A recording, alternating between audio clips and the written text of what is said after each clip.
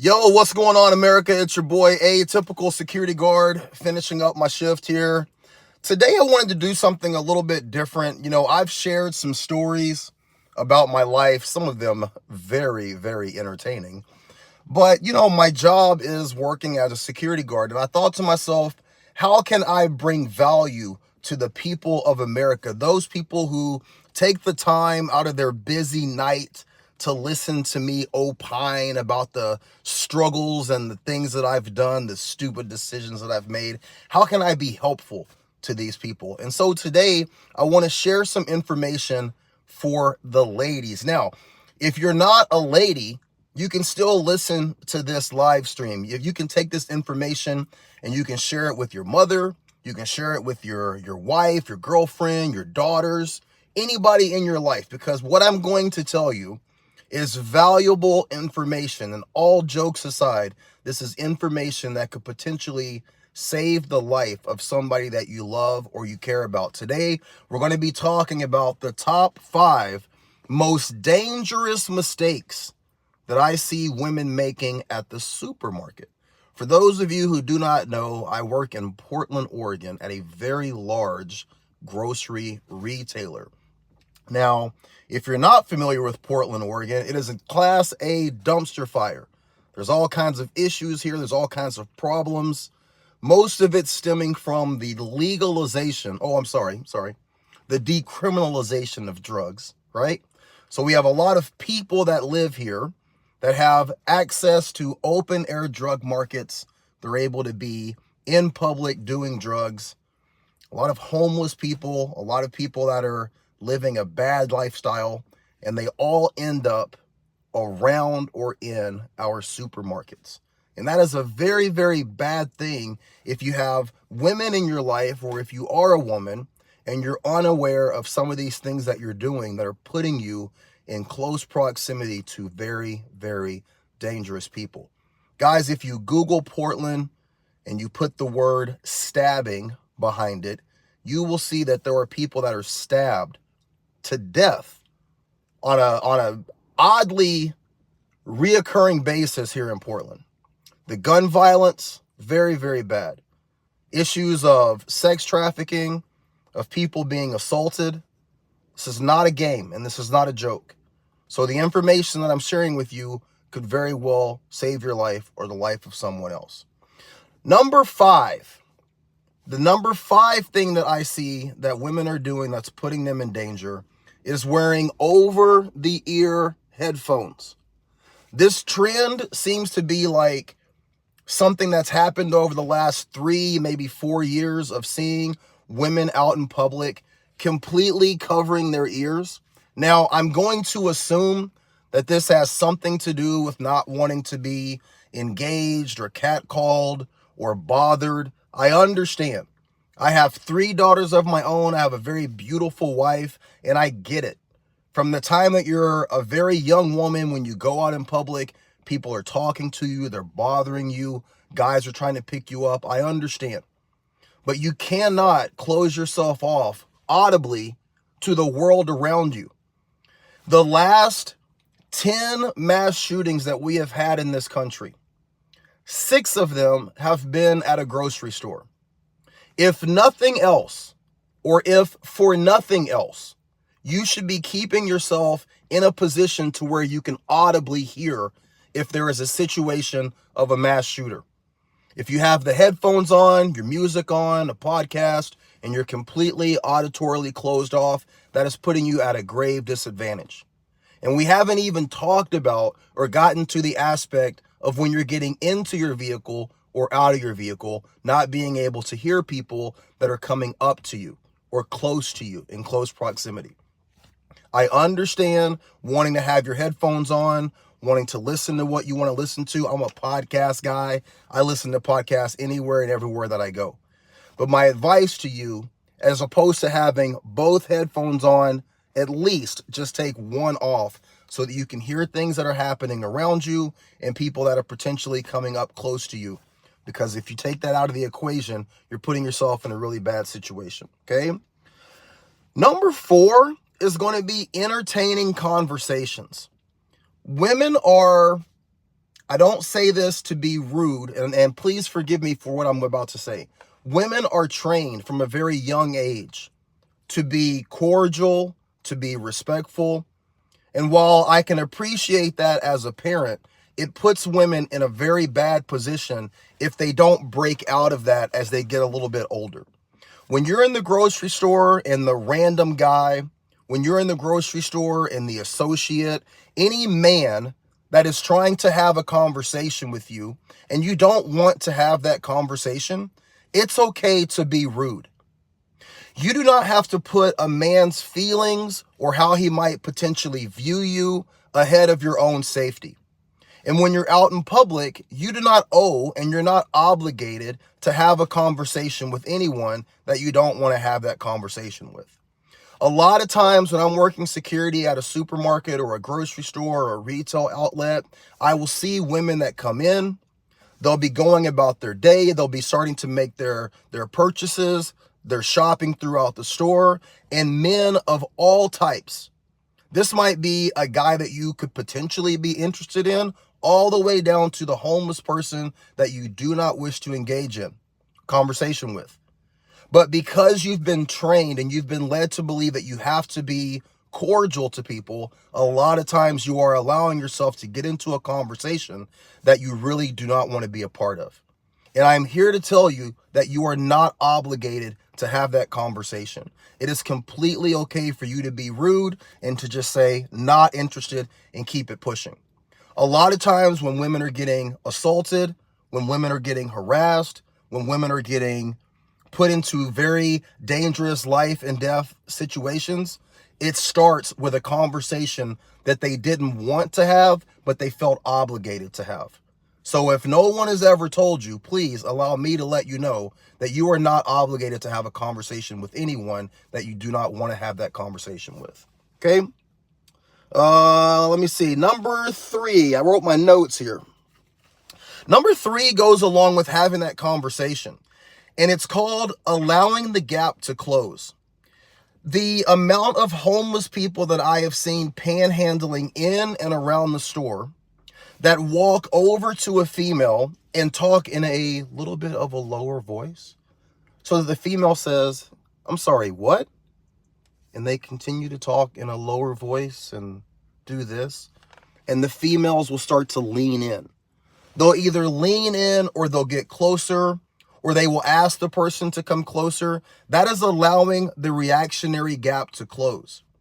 In law enforcement, in the military, in firearms, in martial arts, the reactionary gap is the space that's required to allow you enough time to observe what's happening in front of you, and then react or respond accordingly. If you allow yourself to have someone close that gap, they're closing your ability to see what is about to unfold and then respond accordingly. Do not allow people to close that gap. Keep a distance. If you're going to have a conversation, if you're going to interact with people and you're in this environment, please allow yourself double COVID distance. Instead of 6 feet, have them give you 12. Okay? Number 4 is going to be 5, 4, 3, number 2. We're going backwards, right? Number 2 is being too empathetic. I appreciate and respect anyone who has an empathetic nature or an empathetic heart. But when you are out in public, specifically when you are alone and you're at a supermarket or you're at a retail establishment or you're anywhere in transition, you do not have to allow yourselves to be overly empathetic to people's situations, because predators prey on that feeling.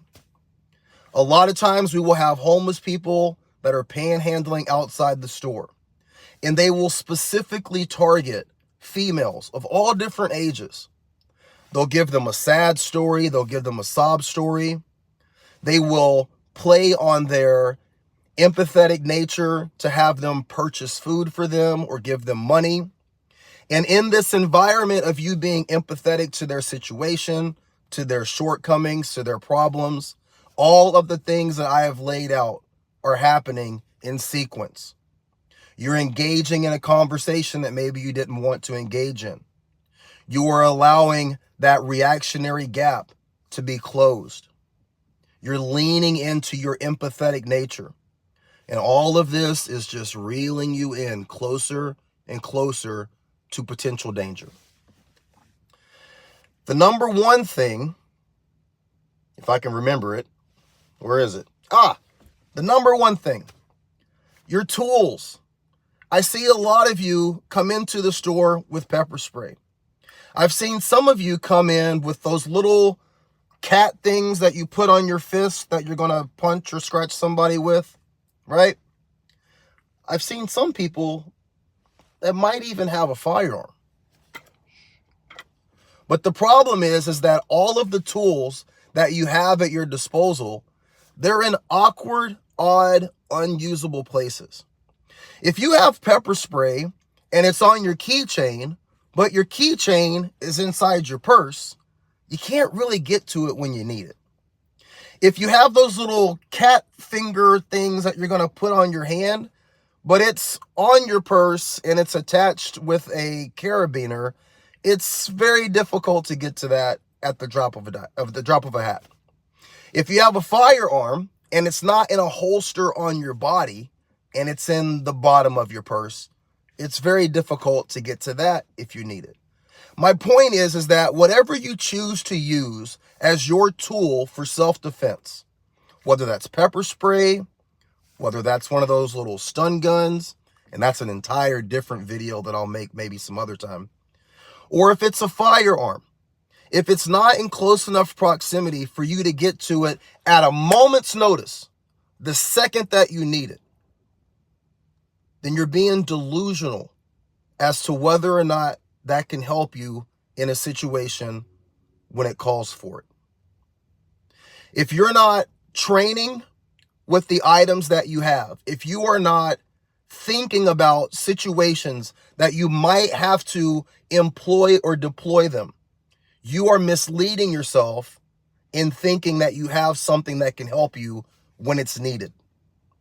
And none of these things are going to help you if you're taking yourself and closing yourself off to the things around you that may potentially need you to address them. I'm not here to preach to you how you decide to live your life, how you decide to protect yourself. That is your choice. And I respect that.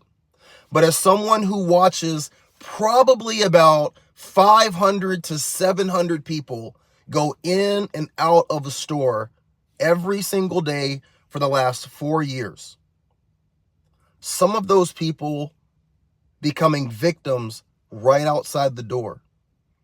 I am telling you that these are issues that have to be addressed. So let me go through that list one more time for good measure. Number 5, not allowing yourself to close off completely auditorily by covering yourself up with over-the-ear headphones. Number 4, not allowing yourself to engage in conversations that you really don't want to engage in with men that you don't know. Number 3, allowing yourself to get into a conversation that allows the other person to close the reactionary gap. What's the reactionary gap? It's the distance between you and someone else that's required for you to see what is happening and then make the decision on how you are going to address that. Number 2, being overly empathetic. Everybody has a story. Everybody is going through things. Everybody is dealing with hard times. It is not your responsibility to address that. And number 1, whatever tools that you have, having them in a place that you can't get to them. Or having them, never having trained with them or used them to know if they're going to be effective. If you have that pepper spray, have you shaken it up? Have you used it to make sure that just a little bit's going to come out? It would be a shame to need it and go to use it and nothing happen. I'll tell you guys a quick story. A while ago, I had a lady that pulled a knife on me about yay long. When I went to pepper spray her, I realized that the pepper spray was streaming down my arm. This had never happened before. Well, it just so happened that the company that I purchased my pepper spray from decided to put a little safety tab right over the ejection port of the pepper spray. I've been using this pepper spray for the past 4 years, have used it and bought multiple canisters of it. And the one time that I needed to use it, when a crazy lady pulled a 12-inch knife on me, it runs down my arm. What a shock and what a surprise. Lucky for me, I have a lot of other tools at my disposal, but if that's the one thing that you're thinking is going to help you in that moment that a guy decides to grab you, it would be a horrible thing to realize that it's not working. I hope that you guys take to heart what I am telling you, because where I work, where I live, and what I see on a daily basis, it is not good. And I would hate for the good people who are out there who are not trained and who do not do this for a living to have to suffer because you've made one of these 5 mistakes. Please share this information with people that you love and people that you care about. Okay? Let me go through the comments here real quick before we get out. Blue Collar says, sounds like LA. Yeah, unfortunately, the Pacific Northwest and the West Coast, it's all kind of falling apart. Samuel, what's up, brother? You said what's up? Glad you're here. Blue Collar says facts. Gary's Rutherford says oink oink. Guys, listen, when you make references to the police, I'm not a cop. So you're not hurting my feelings. I don't know what that's supposed to be. Jack Spade Production says, hey, yo, what's up, my man? Imagine the highlight of your day. Beginning to go around live streams like this and try to, oh, okay, yeah, talking about the troll. Yeah, fuck that guy. It'd be nice if people had a life, right? Joshua Gonzalez says malfunction, and he says, okay, yep. All right, so the point of the stream, guys, make sure that you're sharing this with people that you love. 5 common mistakes that women are making at the supermarket, and you're making these same mistakes in other aspects as well, okay? Guys, as always, please be careful, watch your 6, keep your head on a swivel, and be great. Be great.